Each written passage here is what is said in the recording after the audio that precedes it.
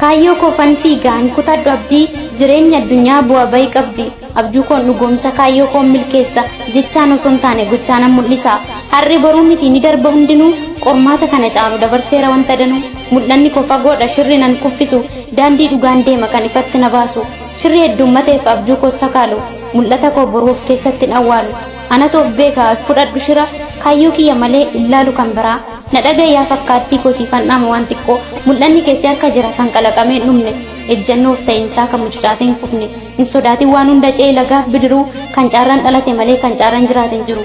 Ormaaf gurra laattee hundaaf garaa laaftee kaayyoo namaa duukan fiigin kan mataa kee awwaaltee hunda gammachiisuuf iyyaalin tasumaa hawwiin dhala namaa yoom tilmaamamee dhuma firri kiyya jettu boru kan biraati kan namaa dagadhu kan mataa kee yaadi gaafa farkaa qabdu hundatu siin firooma gaafa farkaa dhabde sitti jijjiirama.